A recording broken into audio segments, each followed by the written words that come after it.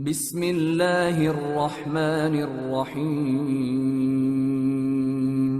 شروع اللہ کا نام لے کر جو بڑا مہربان نہایت رحم والا ہے۔ جو چیزیں آسمانوں میں ہیں اور جو چیزیں زمین میں ہیں سب اللہ کی تسبیح کرتی ہیں، اور وہ غالب ہے، حکمت والا ہے۔ وہی تو ہے جس نے کفار اہل کتاب کو پہلی لشکر کشی پر ہی ان کے گھروں سے نکال دیا۔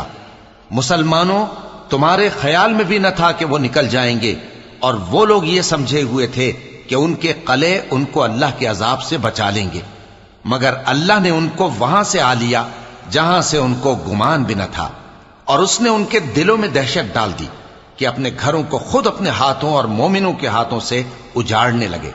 تو اے بصیرت کی آنکھیں رکھنے والو، عبرت حاصل کرو۔ اور اگر اللہ نے ان کے بارے میں جلا وطن کرنا نہ لکھ رکھا ہوتا تو ان کو دنیا میں بھی عذاب دے دیتا، اور آخرت میں تو ان کے لیے آگ کا عذاب تیار ہے ہی۔ یہ اس لیے کہ انہوں نے اللہ اور اس کے رسول صلی اللہ علیہ وآلہ وسلم کی مخالفت کی، اور جو شخص اللہ کی مخالفت کرے تو اللہ اسے سخت عذاب دینے والا ہے۔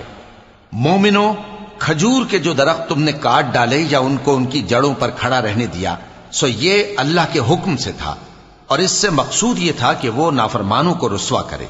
اور اے مسلمانوں، جو مال اللہ نے اپنے پیغمبر کو ان لوگوں سے جنگ کے بغیر دلوایا ہے، اس میں تمہارا کچھ حق نہیں، کیونکہ اس کے لیے نہ تم نے گھوڑے دوڑائے نہ اونٹ، لیکن اللہ اپنے پیغمبروں کو جن پر چاہتا ہے غالب کر دیتا ہے، اور اللہ ہر چیز پر قادر ہے۔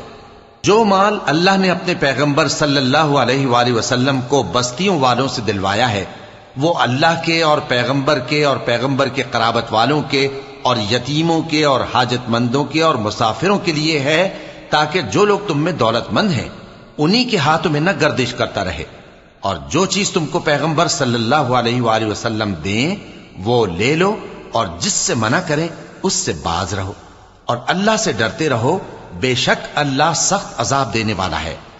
اور ان ضرورت مند مہاجروں کے لیے بھی جو اپنے گھروں اور مالوں سے خارج اور جدا کر دیے گئے ہیں، جو اللہ کے فضل اور اس کی خوشنودی کے طلبگار اور اللہ اور اس کے پیغمبر کے مددگار ہیں، یہی لوگ سچے ہیں۔ اور ان لوگوں کے لیے بھی جو مہاجرین سے پہلے اس گھر یعنی مدینے میں مقیم ہیں اور ایمان میں مضبوط ہیں، اور جو لوگ ہجرت کر کے ان کے پاس آتے ہیں وہ ان سے محبت کرتے ہیں، اور جو کچھ ان کو ملا اس سے اپنے دل میں کچھ خواہش اور خلش نہیں پاتے، اور ان کو اپنی جانوں پر مقدم رکھتے ہیں، خواہ وہ خود بھی فاقے سے ہوں۔ اور جو شخص خود غرضی سے بچا لیا گیا تو ایسے ہی لوگ بامراد ہیں۔ اور ان کے لیے بھی جو ان مہاجرین کے بعد آئے اور دعا کرتے ہیں کہ اے پروردگار، ہمارے اور ہمارے بھائیوں کے جو ہم سے پہلے ایمان لائے ہیں گناہ معاف فرما، اور مومنوں کی طرف سے ہمارے دل میں کینہ و حسد نہ پیدا ہونے دے۔ اے ہمارے پروردگار، تو بڑا شفقت کرنے والا ہے، مہربان ہے۔ کیا تم نے ان منافقوں کو نہیں دیکھا جو اپنے کافر بھائیوں سے جو اہل کتاب ہیں کہا کرتے ہیں کہ اگر تم جلا وطن کیے گئے تو ہم بھی تمہارے ساتھ نکل چلیں گے، اور تمہارے بارے میں کبھی کسی کا کہا نہ مانیں گے، اور اگر تم سے جنگ ہوئی تو تمہاری ہی مدد کریں گے، مگر اللہ ظاہر کیے دیتا ہے کہ یہ جھوٹے ہیں۔ اگر وہ نکالے گئے تو یہ ان کے ساتھ نہیں نکلیں گے، اور اگر ان سے جنگ ہوئی تو یہ ان کی مدد نہیں کریں گے، اور اگر مدد کریں گے بھی تو پیٹ پھیر کر بھاگ جائیں گے، پھر ان کو کہیں سے بھی مدد نہ ملے گی۔ مسلمانوں، تمہاری ہیبت ان لوگوں کے دلوں میں اللہ سے بھی بڑھ کر ہے، یہ اس لیے کہ یہ سمجھ نہیں رکھتے۔ یہ سب جمع ہو کر بھی تم سے نہیں لڑ سکیں گے، مگر بستیوں کے قلعوں میں پناہ لے کر یا دیواروں کی اوٹ سے۔ ان کے آپس میں بھی بڑی لڑائی رہتی ہے، تم خیال کرتے ہو کہ یہ اکٹھے ہیں، حالانکہ ان کے دل پھٹے ہوئے ہیں۔ یہ اس لیے کہ یہ بے عقل لوگ ہیں۔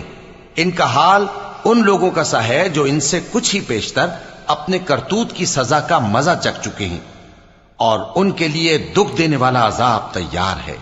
منافقوں کی مثال شیطان کی سی ہے کہ انسان سے کہتا رہا کہ کافر ہو جا، پھر جب وہ کافر ہو گیا تو کہنے لگا کہ مجھے تجھ سے کچھ سروکار نہیں، مجھ کو تو اللہ رب العالمین سے ڈر لگتا ہے۔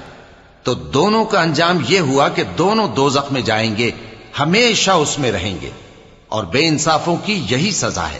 اے ایمان والو، اللہ سے ڈرتے رہو اور ہر شخص کو دیکھنا چاہیے کہ اس نے کل یعنی آخرت کے لیے کیا سامان بھیجا ہے۔ اور ہم پھر کہتے ہیں کہ اللہ سے ڈرتے رہو، بے شک اللہ تمہارے سب اعمال سے خبردار ہے۔ اور ان لوگوں جیسے نہ ہو جانا جنہوں نے اللہ کو بھلا دیا تو اللہ نے انہیں ایسا کر دیا کہ وہ خود اپنے آپ کو بھول گئے۔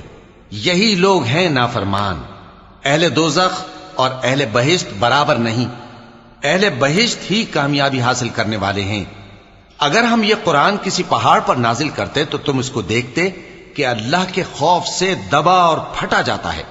اور یہ مثالیں ہم لوگوں کے لیے بیان کرتے ہیں تاکہ وہ غور کریں۔ وہی اللہ ہے جس کے سوا کوئی معبود نہیں، پوشیدہ اور ظاہر کا جاننے والا، وہ بڑا مہربان ہے، نہایت رحم والا ہے۔ وہی اللہ ہے جس کے سوا کوئی عبادت کے لائق نہیں، بادشاہ حقیقی، ہر عیب سے پاک، سلامتی دینے والا، امن دینے والا، نگہبان، غالب، زبردست، بڑائی والا۔ اللہ مشرکوں کے شرک سے پاک ہے۔ وہی اللہ تمام مخلوقات کا خالق، ایجاد و اختراع کرنے والا، صورتیں بنانے والا، اس کے سب اچھے سے اچھے نام ہیں۔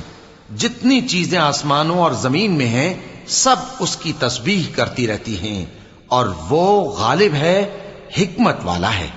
صدق اللہ العظیم۔